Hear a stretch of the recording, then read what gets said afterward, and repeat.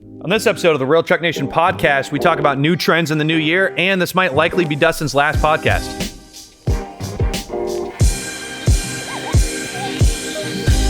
This guy's saying like this person sucks. I remember the story about that. Yeah. It's creepy, man. Surveillance. So anyway, welcome to the RealTruck Nation Podcast, episode 8. Thanks for tuning in, and Happy New Year to all of you. Hope you had a great holidays, Chris and Dustin. Yeah, no, it was good. I've had family over for like a month straight. It was good. I had my brother in town, had my wife's cousin in town, so it's good times. It was unique trying to work around all the social distancing and gathering and stuff like that, but we made it work. Hung outside most of the time and just had a really good holiday. Absolutely. Yep. Great. Well, we should have a fun one today. We'll kick it off with the new year. New truck trends, new trucks. We already talked about plenty of new trucks that are supposed to be coming out in 2021. Now, I kind of want to talk about some of the truck trends that we think might be dying off in 2021, and maybe some of the truck trends that we might see getting phased in 2021. What's going to be more popular? It's going to be less popular. It happens every year. There's something. The truck scene is always changing in one way or another. Truck people latch onto and they just kind of duplicate as much as possible. Yeah, I think it generally tends to be something isn't extreme enough, so they just keep on pushing that barrier. Yeah. Oof. You know, That was kind of my idea was all the manufacturers right now they're trying to see what's the most or least amount of gas we can use to make these vehicles run. That's actually incredibly accurate. This next vehicle, they're sitting at the design table. Okay, this next vehicle is going to use all of the gas or none of it. So pick. Is it going to be electric or is it going to be a supercharged V8? 700 horsepower, 8 miles per gallon. Yep. Which way are we going? People love both. It is the extremes, though. I mean, you're talking about Hellcat stuff, V8 Dodges, and then talking about the new what is it, Raptor? Is that going to have a V8 or a V6 and stuff like that? So, yeah, it's definitely it's going to be a year of extremes in the manufacturing world. I feel like Absolutely, and like I said, I think the truck industry likes to try to push extremes, and I think we're going to see that, unfortunately, be taken one step farther. I think we're going to see even bigger wheels and smaller, thinner tires yet again, year after year. I think this has been an increasing trend. I don't think it's going to stop anytime soon. There's that newer tire brand out, Venom, that's making those are weird. Some ridiculously thin wheels. I saw some of those, and thank you for sharing those with me, by the way, because I wouldn't have known what I was looking at. But because the sidewall, I saw this truck driving down to the trails the other day to go mountain biking. And I saw this truck, and the sidewall was so small I couldn't actually read what was on it because it was just tread. The first time I saw pictures of it, not on a wheel, I thought it was fake. I thought they were fake. like for an RC car or something, or I thought that it was a joke. It looked totally fake. It's going to. So for everyone who might have seen these, we might be able to throw up an image or a link or something. But I think they were making 24s or 26s for 33s and 35s.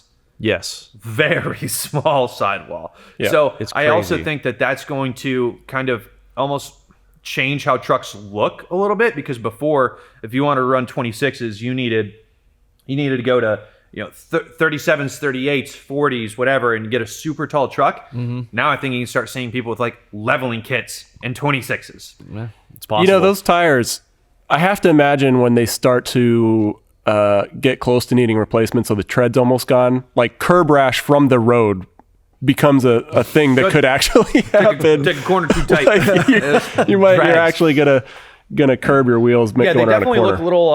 I don't know, but they look a little unsafe to me. I would just make me uncomfortable because very little air volume in there when you have a super duty, all that weight on it. And people are still going to be towing on them and whatever else. Not to mention, it's just such a.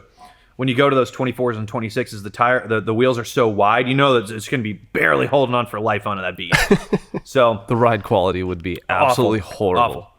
But I think it is going to change. That we might see some of that roll in. And right now, there's only a small handful of your more niche tire brands, but we might see some of the other tire brands catch on, and maybe roll that way. Who knows? But that's been the trend the last few years. So I don't know that I would disagree with that on the surface, because especially with different manufacturers and things, they always want to push boundaries. Every year we've seen a bigger wheel. Now we're seeing tires to let you fit bigger wheels with less overall tire diameter. But I don't know if it's like the lack of shows that we've been to in the last year or something, but I kind of feel like that scene, like the big wheel, small tire, squatted truck, like that whole like extreme build scene. And again, it might be the lack of things going on, but it feels like that is starting to die a little bit. I do think you're right on. I do think you're right on that, and maybe if things clear up a little bit in 2020 and we could start seeing some of those shows come back, I think we also might see that come back a little bit, because I agree with you. I think with like SEMA, Daytona Truck Meet, all these other local meets and stuff, I think that's what pushes people to buy those crazy setups, or they're walking around those shows and they're like, man, I got to try to outdo these guys, or I got to, I want to look like that, or whatever. It makes you, whether it functions or not, whether it's good or bad, people still want to stand out at shows, and that's kind of the reason why those ridiculous things are made. For sure. And then the other thing, so that I think is going to get phased in. I think what we're going to start seeing get phased out is V8s. I think we're going to start seeing less V8s in new trucks. I don't know. I feel like this year we're getting more V8s than ever, though.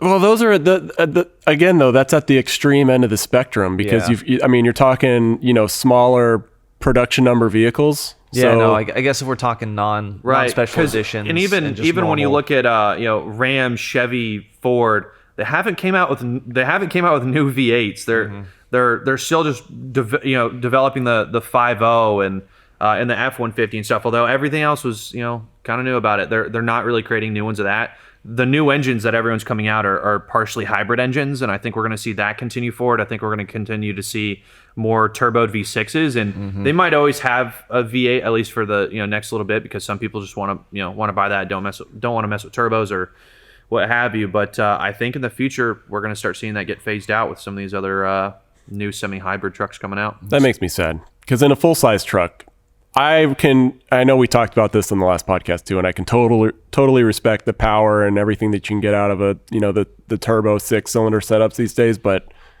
I feel like some vehicles you just have to have that 8-cylinder. I'm just keeping my fingers crossed for a turbo 8-cylinder. Yeah, that's what we're just waiting. I want them to like get rid of the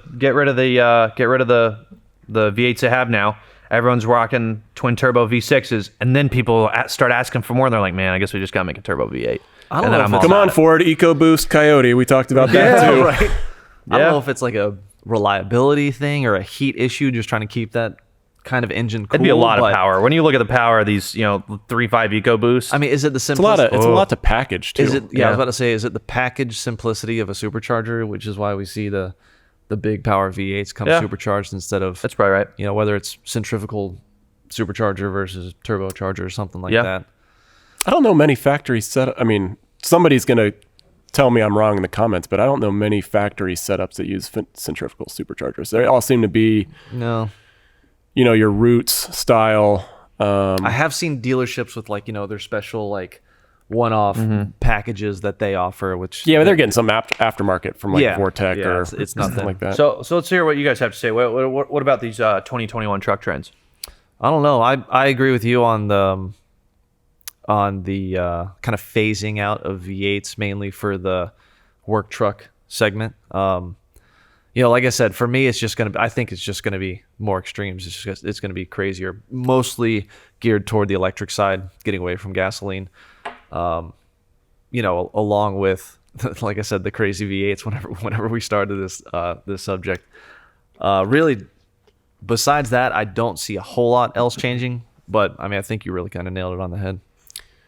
Well, I think the truck behind us can give you some insight into what I'm about to say. But obviously, with I thought we had reached peak overland, but I don't think we've seen that peak yet. So I'm seeing more and more people get into that world, or just more off road in general. And I think the OEMs are supporting it. You've got a new Jeep coming out. You've got the Bronco coming out. You've got the ZR2, the Raptor.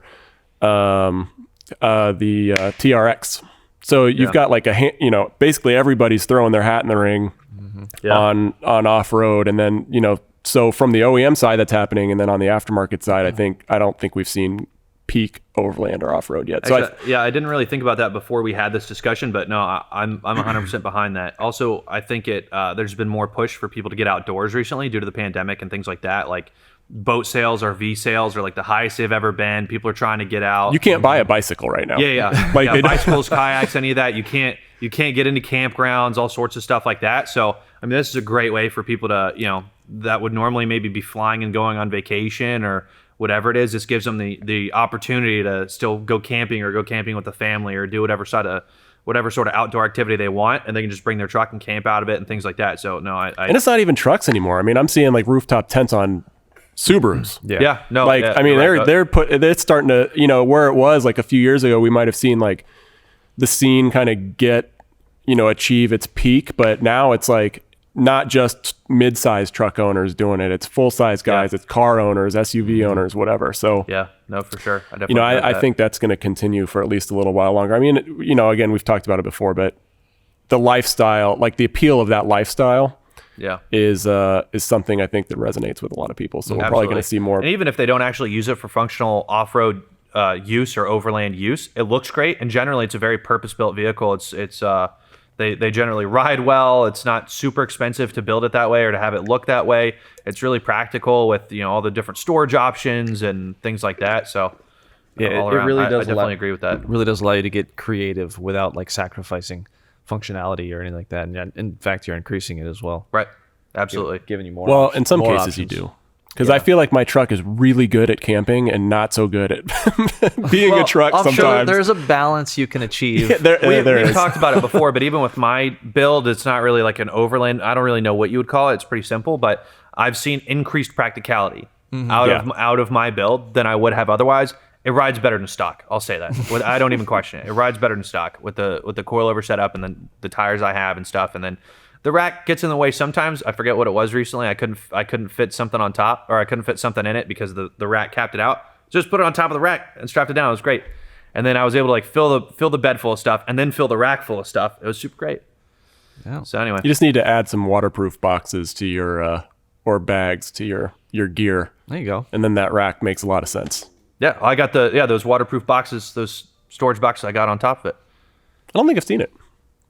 It's in the parking lot. I will check it out after. Yeah. Yeah, pretty good. But anyway, so I definitely agree with that.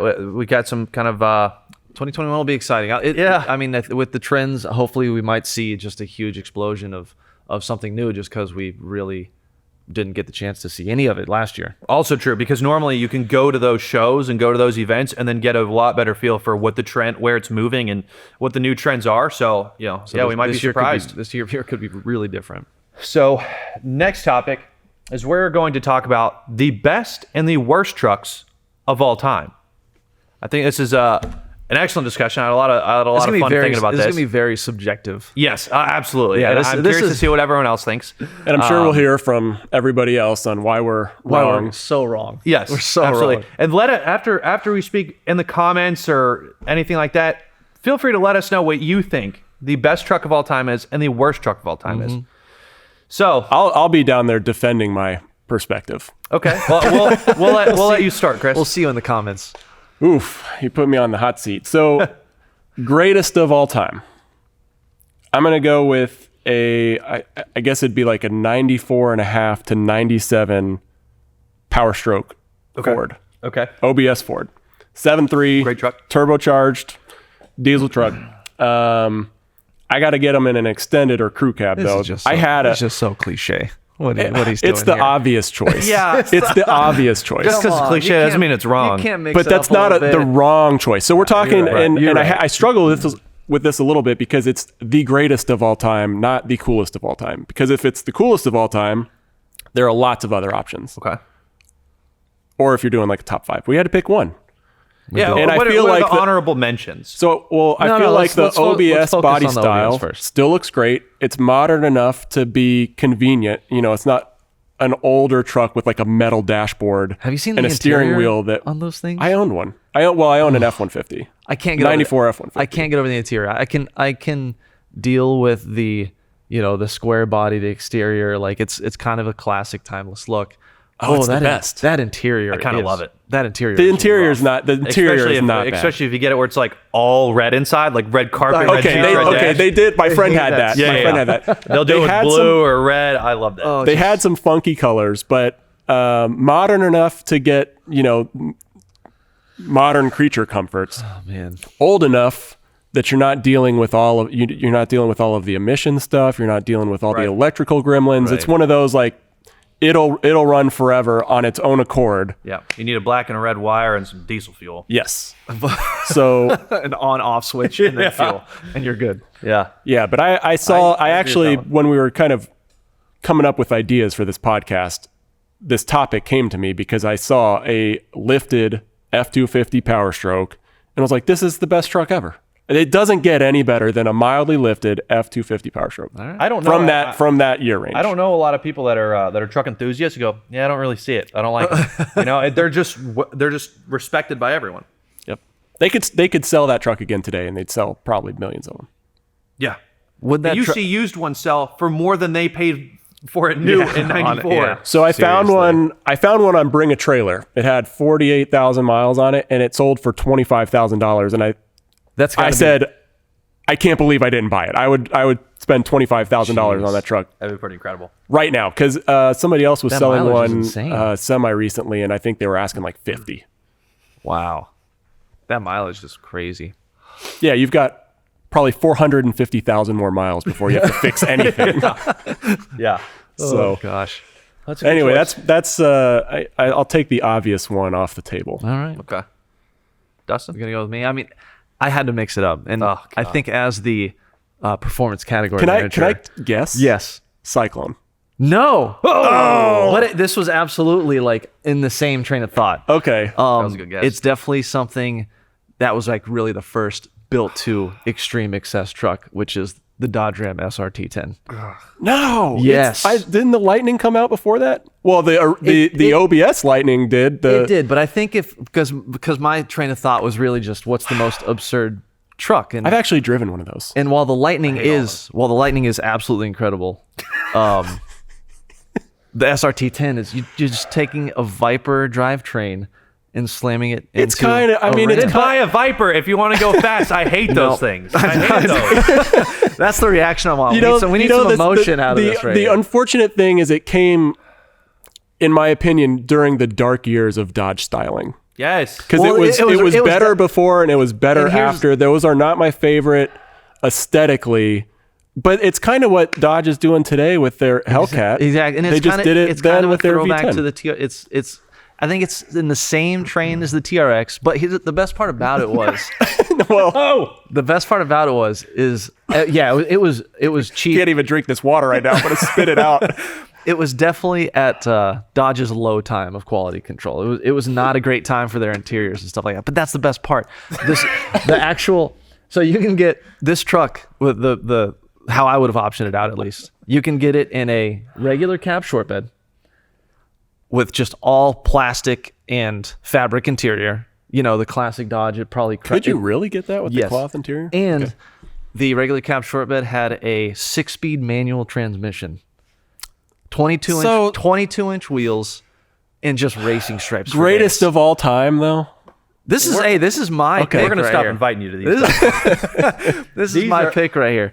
And So- I think the best part about it, you like pull up the window sticker of one of those things, and it's got your Dodge Ram 1500 base price regular cab short bed for like $20,000, and then it's got your SRT10 package on there for $20,000. So I'm not going to argue that a single cab short bed SRT10 6-speed manual truck This would is- be a lot of fun to drive. I mean, Chris's. But I don't know if I can go with Chris for like 4 hours, and then you're like, okay, I don't want my neighbors to see this in my driveway. So Chris's pick was obviously about functionality, practicality, and really just not necessarily nostalgia, but just a workhorse of a great truck. And mine is kind of the opposite. I just want something ridiculous and fast. With a spoiler on the so bed. see, but And that's a why 6-speed manual transmission. that's why I thought you might pick the Cyclone because that- it's like the a bit Cyclone- more of a classic. It's probably faster. It was all-wheel drive. The Cyclone was faster. I think it was faster than some exotic cars at the time. Yeah, And with the Cyclone, forgotten truck. I always forget about those. Cyclone things. was an 80s truck. 6-cylinder, turbocharged, full drive GMC. It was pretty much an S10 with a turbocharged V6 and all-wheel drive on it. And its 0 to 60 time was by far the fastest of any truck at the time. It was, it was touching exotic. But the acceleration at that point in time. It still has the square body, which I don't think I can pick any square body truck as like my favorite of all time. So that's just ridiculous Dodge Ram. And one of my favorite stats about Dodge around that time is the Dodge Ram SRT10 was their it was their third fastest vehicle. You know what their second fastest was? A Dodge Neon. Oh god, the SRT4. So that's just. I knew it wasn't the. When you asked that, I knew it had to be something that wasn't obvious. So I forgot about the SRT4. And I might have that switched. The SRT10 might have been the second fastest with the SRT4 right behind it. But that's my pick as the performance guru. I had to go with that. But honorable mention is definitely the Cyclone, definitely the Ford Lightning. Yeah, see, I really like the second version of the Ford Lightning. I would have put that on my coolest. The first version, are you thinking about the OBS version? Yeah. Okay. Gotcha. It wasn't that much. Yeah, it was more of a nice looking trim package with a little bit extra power. But the second one was cool. The Cyclone was on my honorable mention list just because I thought it was. I am just patiently waiting for that third version of the Ford Lightning. If it comes. Maybe. Actually, I take it back. The Super Snake is kind of. It's basically that. Yeah. The regular cab, short bed. I'll finish up real fast and then we'll switch it over to Forest. But regular cab, short bed, supercharged V8 on a new F-150. It's got like ladder bar suspension or some kind of insane drag setup. And it's like $90-something thousand for a regular cab short bed truck. And I actually saw one locally. I was the 2 days after I found that truck found out that truck exists, I saw one locally and I'm like, maybe one day. I feel like all of the OEMs are trying to bring the price is too damn high meme back. Because, geez. It's getting ridiculous. Absolutely true. So, yeah, that's it. 90 grand. Well, my best of all time is kind of boring, especially after Chris spoke, but I actually chose the 99 through 03 7.3 Super Duty. So, the actual, the Power Stroke Super Duty. Yeah. I just have a soft spot in my heart for that body style. I love that body style. The interior's a little bit better, rides a little bit softer, leaves are a little bit softer. It still rides like garbage, but the interior is way better. The seats are like couches. They run forever. They get decent gas mileage. They sound great, and they sound great for longer because it takes forever for them to leave you. They're super easy to work on. You don't have to deal with all that emission stuff. I've owned 3, and I'll probably own one again. I love them. I thought that might have been your first choice. No, I didn't want to pick what I already have. Although it is a great vehicle all around. Yep. But yeah, the interior I think is the biggest upgrade between the OBS and the 99 to 03. And you don't have those like weird mirrors. It has a little bit more power to it. They didn't have an all red interior. But you don't get the triangle windows. Exactly. Which is great. The triangle windows are awesome. I've never owned an OBS. That might change my mind if I had one, if I spent time in one. I love how they look and stuff, but... Well, I think that's the difference is I've owned that generation Ford. You've owned the next generation Ford, so our heart was in the same place. Mm-hmm. Yeah, I felt a little biased when I was making this list of my other honorable mentions because 2 out of my other 3 I've also owned.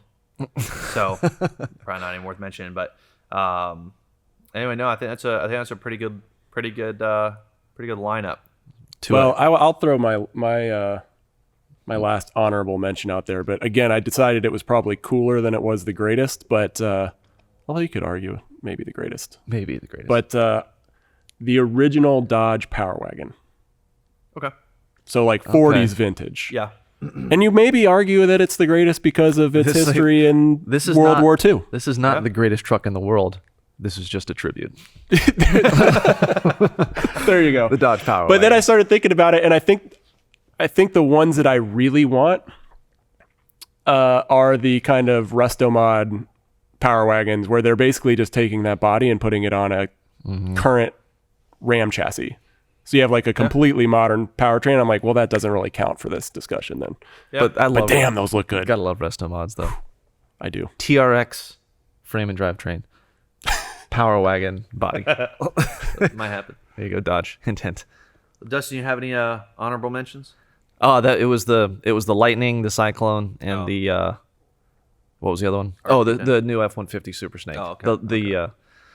The Boy Ford loves Lightning. going fast. Oh, you just gotta. I mean, there's something about it, you know. I guess mine are a lot more boring than those. I feel really. I just picked slow and slower. Like 2005, slow and glacial. 2005 through 15 Tacoma, which is the second gen Tacoma, super reliable. I think that it's a great truck. Tacoma's had a great name before then, but you still see them. You can see a 2005 on the road right now, and it's one of those trucks that you look at it and you don't go, "That's old." You know, it doesn't really look super outdated. They're super reliable, and then that kind of changed how They still hold their values. they still hold their value. I don't know. They're pretty great. You could probably throw a Hilux. I mean, same thing in the mix, but greatest truck in the world. My other two was 11 through 16 6.7 Fords, your F-250s. Yeah. I've owned a few. Well, you could say 2012 because 2011 sets of problems, but they're super reliable. They need very little to produce immense horsepower. I love the interior of them. They ride great. Huge aftermarket support. I don't know. They're just all around great. It's hard to nitpick anything on those, honestly. There isn't a lot of common detrimental problems like there are on a lot of other diesels. When you start putting power behind them, just slap a tuner on it and go, basically. Mm-hmm. So those are great. And then also, weird one, 2004 through 2008 F-150 with the 5.4, right? I was not a fan of those. I owned one, so I'm biased. I think, like in 2004, I think they might have been a little bit ahead of their time. You look at their interior of a 2004 F-150 now, doesn't look super out of date. You don't feel that different from being in a newer model F-150. Like my neighbor has one that's super clean, and you look at it and you don't look at it and say, oh, it's an old 2005 truck. Like it still looks real clean. They had the King Ranch models then. I think that they were ahead of a lot of other trucks at 2004. I think that you need to branch out. I think I do too. That's what I learned. I mean, I realize you've had a Jeep for a pretty short period of time. Yep. You had a Cummins recently, but you have owned a lot of Fords. I have. I love Fords. All and about I always the go blue back to oval. them, and I try to say, you know what? Maybe I need to try something different. And then immediately I'm like, no, I hate this. No, I'll stick with what I know. Buy you need to get like a Hyundai car or something. Like get out and experience the world. No. Get a couple of other things. Hyundai Get some and Japanese. experiencing the world. You don't hear that in the same sentence. I'm too just often. I mean, whatever. So buy a Subaru. Now we'll Get move a- on there you to the worst trucks of all time. This was a fun one for me and a pretty easy one for me. I felt like I just had these filed away in the back of my head. So Yeah, my list is pretty short and shallow, honestly. So I branched out on this one a little bit more. I went with what popped into my head immediately when you said that as a topic. I guess I'll just go first again. Yep. And it's the Mitsubishi Raider. And it's not the correct choice, but it was what my first thought was. And Does anyone know what a Raider is? yeah, they didn't exist for very long and they didn't sell very many of them. But I almost feel bad saying it now because despite my personal opinions, when I was doing my research on this truck, the owner reviews of it are very good. Are they really? So I think there's a small but devoted Mitsubishi Raider fan club or forum out there somewhere. But I just can't get past its looks. It's probably one of those trucks that it never really did anything right, never really did anything wrong, so it just kind of stayed under the feel like the radar. last What it time- did right is it came with a V8 and was cheap. Oh, true. Okay. I mean, it was a Dakota, and it was, I think, cheaper than the Dakota. Yeah. So if the styling didn't put you off, then... They were pretty ugly. and I think on top of it, because it was not selling very well, that it's very possible that the incentives on it were really good. Mm-hmm. I feel like I only see Mitsubishi Raiders in like ISIS videos or something on the news. Like, that's There's no way they exist. They've sold them over there. like that's not something I see down I think the street you're just here. confusing the group and the name. Because every truck they use is a Toyota. We all know that. Yeah, no, I've seen, I think, one Raider. It was a bad truck. I don't know out in the where I've open. seen one. So I think we're going to get to the obvious choice, which I noted because I saw it later and was like, why didn't I think of that? But I don't didn't. know. I think we're thinking the same one on that one. Should we hit that? Should we hit no, that? Hit just- that I- button? Dustin, you go. Well, go. mine's very short and simple. I base mine 100% on looks because I haven't driven many trucks and I don't know. Yeah. I can't really. But anyways, the late 90s Toyota Tacoma and Tundra. in stock form are both they are the most plain looking, really. I mean, the Tundra looks like a thumb. It's really okay. There's something so bland about it. It like hurts a little bit inside.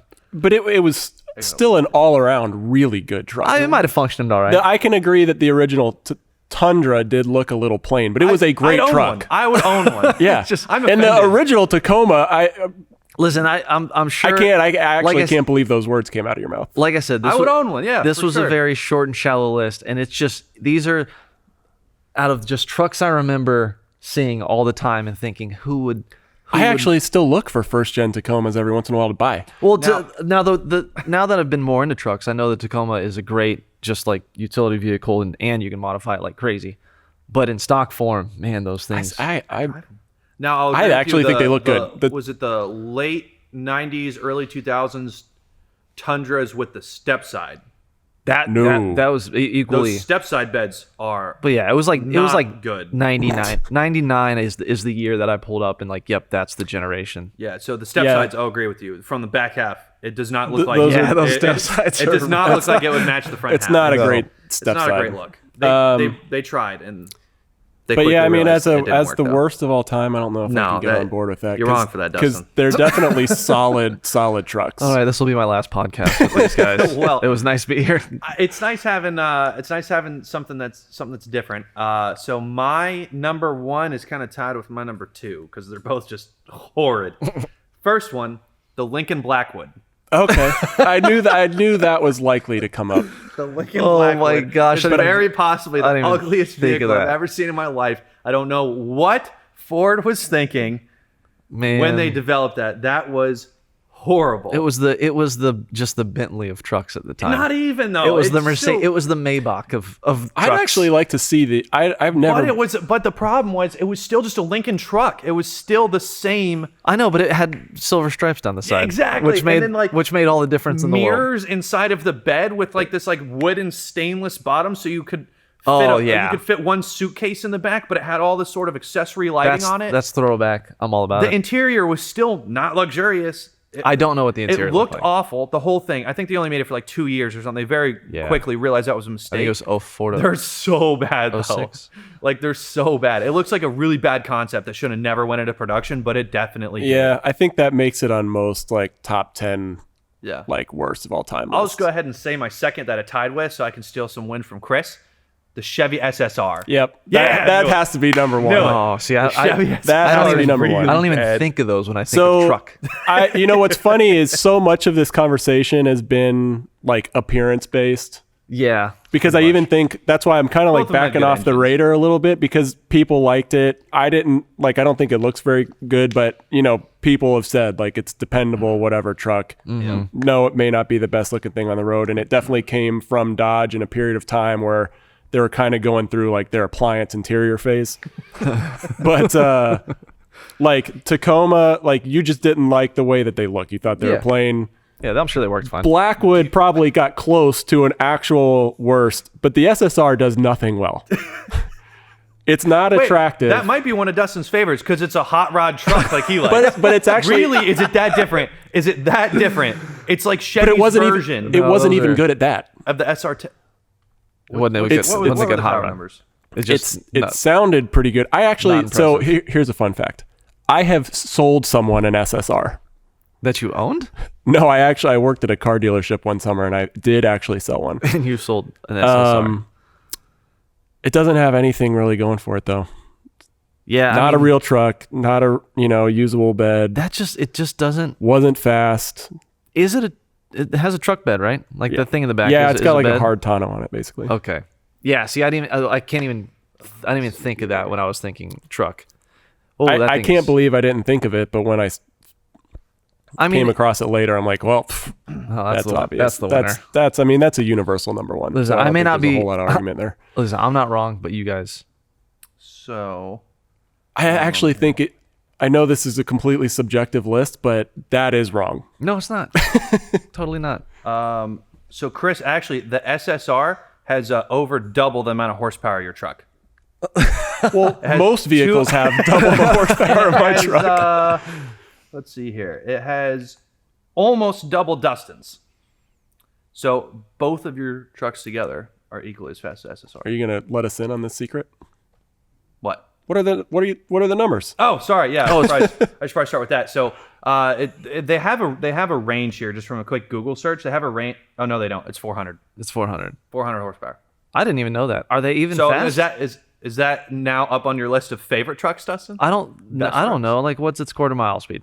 What's its quarter mile time? I don't think. Not great. It might have 400 horsepower, but it's how is that applied? You know, 0 to 60 time. It doesn't matter. It's the worst. We don't. They don't even make it anymore, right? Oh man, yeah, these are. Whew. So Yeah, that's bad. that was it was a fun. We That was a have fun any other- I little don't think I have. little experiment good. on what's Well- the best and worst there. Yeah, that was fun. So everyone, please let us know what you think the best and the worst truck is of all time. I'm sure I'm gonna hear it in the comments. Yeah, let Dustin hear it in the comments, please. Stand up for Chris and I.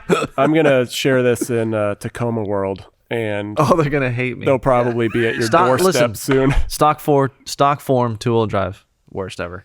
No, Don't at me. no.